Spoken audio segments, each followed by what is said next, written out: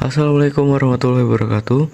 Pada kesempatan ini saya Muhammad Najam dengan NIM 2413451012 Prodi D3 Sanitasi jurusan Kesehatan Lingkungan Poltekkes Kemenkes Tanjung Karang akan mempresentasikan materi mengenai parameter pencemaran lingkungan. Presentasi ini merupakan bagian dari mata kuliah pencemaran lingkungan dengan dosen pengampu Imam Santosa SST MT. Nah, dalam pembahasan ini kita akan melihat parameter pencemaran pada air, udara, dan tanah, disertai dengan studi kasus serta upaya pencegahannya. Nah, sebelumnya pencemaran lingkungan itu apa sih? Nah, pencemaran lingkungan adalah masuknya zat, energi, atau komponen lain ke dalam lingkungan oleh aktivitas manusia maupun proses alam, sehingga kualitas lingkungan turun sampai pada tingkat tertentu dan tidak dapat lagi berfungsi sesuai peruntukannya menurut Undang-Undang Nomor 32 Tahun 2009 tentang Perlindungan dan Pengelolaan Lingkungan Hidup. Nah, lingkungan kita itu terdiri dari 3 komponen utama, yaitu air, udara, dan tanah. Ketiganya itu sangat rentan terhadap pencemaran akibat aktivitas manusia seperti industri, transportasi, dan pertambangan, maupun akibat proses alam. Untuk mengetahui apakah suatu lingkungan sudah tercemar atau belum, digunakanlah berbagai parameter.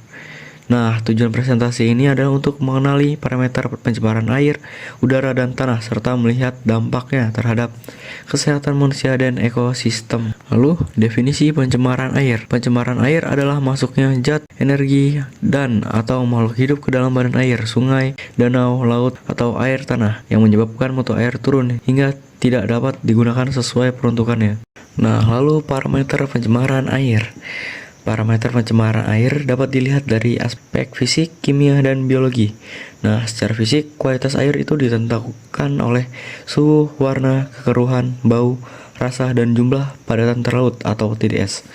Nah, secara kimia, kita dapat mengukur pH, kadar oksigen terlarut atau DO, kebutuhan oksigen biokimia atau BOD, kebutuhan oksigen kimia atau COD, serta kandungan logam berat seperti merkuri, timbal, dan kadmium.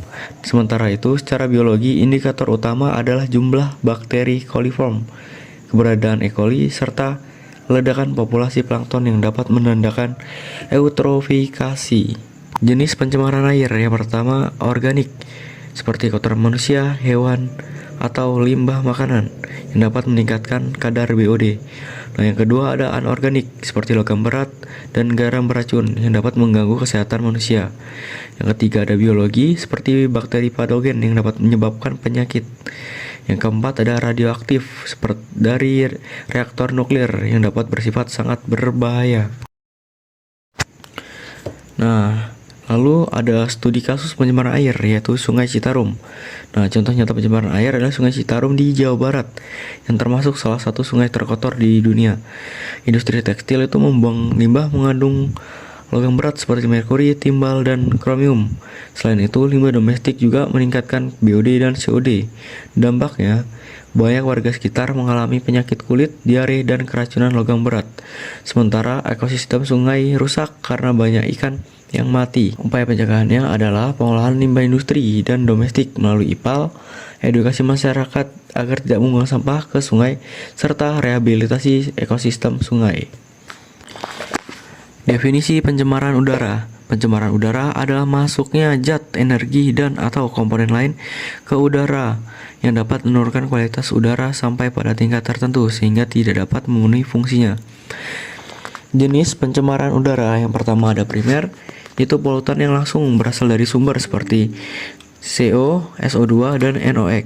Nah, yang kedua ada sekunder yang terbentuk di atmosfer dari reaksi polutan primer seperti ozon, troposfer, peroksilisation nitrat. Parameter pencemaran udara. Pencemaran udara juga bisa dilihat dari parameter fisik, kimia, dan biologi. Secara fisik diperhatikan dari suhu udara, kelembaban, kecepatan angin, serta jumlah partikel debu di udara. Sedangkan secara kimia, polutan utama adalah gas SO2, NO2, karbon monoksida, ozon, timbal, serta partikel halus seperti PM10 dan PM2,5. Nah, secara biologi, kualitas udara dipengaruhi oleh keberadaan spora jamur, bakteri penyebab infeksi pernapasan, serta polen atau serbuk sari yang bisa menimbulkan alergi. Studi kasus pencemaran udara, yaitu kabut asap. Studi kasus pencemaran udara dapat kita lihat pada peristiwa kabut asap di Sumatera dan Kalimantan akibat kebakaran hutan dan lahan gambut. Konsentrasi partikel PM2,5 dan PM10 saat itu sangat tinggi, jauh melampaui ambang batas. Dampaknya, banyak warga mengalami ISPA, iritasi mata, dan gangguan pernafasan. Aktivitas sekolah dan transportasi terganggu, bahkan polusi ini menyebar lintas negara hingga Malaysia dan Singapura. Pencegahannya dilakukan dengan lalu gimana sih cara mencegahnya? Nah, pencegahannya itu dilakukan secara penegakan hukum terhadap pembakaran lahan, pemantauan kualitas udara, penerapan metode pertanian tanpa bakar, serta reboisasi. Definisi pencemaran tanah. Menurut definisi umum, pencemaran tanah adalah masuknya zat, energi atau makhluk hidup atau komponen lain ke dalam tanah yang mengakibatkan perubahan sifat fisik, kimia, atau biologi tanah sehingga kualitas tanah menurun dan tidak mampu mendukung kehidupan secara optimal. Menurut literatur lingkungan, pencemaran tanah biasanya terjadi akibat hubungan limbah padat, cair, atau gas ke dalam tanah tanpa pengolahan yang memadai, sehingga tanah terkontaminasi oleh bahan berbahaya dan beracun. B3. Jenis pencemaran tanah. Yang pertama ada limbah organik seperti sampah rumah tangga dan limbah pasar. Yang kedua ada limbah anorganik seperti plastik, logam, kaca yang tidak dapat terurai.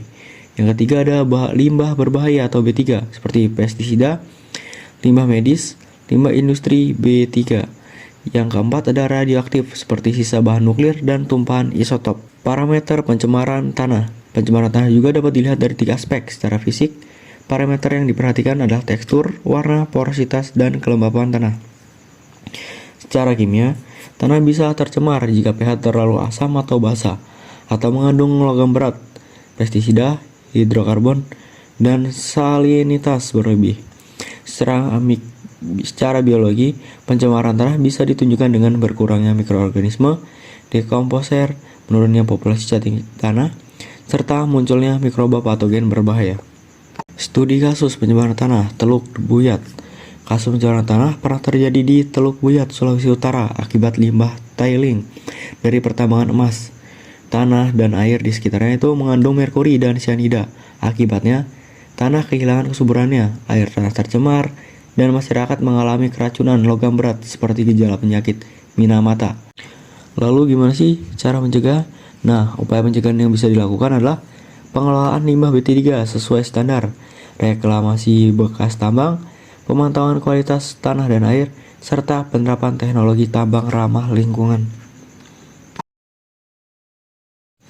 Nah, lanjut ke kesimpulan. Nah, dari pembahasan tadi dapat disimpulkan bahwa pencemaran lingkungan dapat terjadi pada air, udara, dan tanah dengan parameter yang berbeda-beda, meliputi aspek fisik, kimia, dan biologi. Studi kasus yang kita lihat juga menunjukkan bahwa pencemaran menimbulkan dampak serius bagi kesehatan manusia, ekosistem, bahkan kehidupan sosial dan ekonomi. Oleh karena itu, upaya pencegahan perlu dilakukan melalui pengolahan limbah, penegakan hukum, pemantauan kualitas lingkungan, partisipasi masyarakat, serta rehabilitas lingkungan. Oke, sekian presentasi dari saya. Saya akhiri. Wassalamualaikum warahmatullahi wabarakatuh.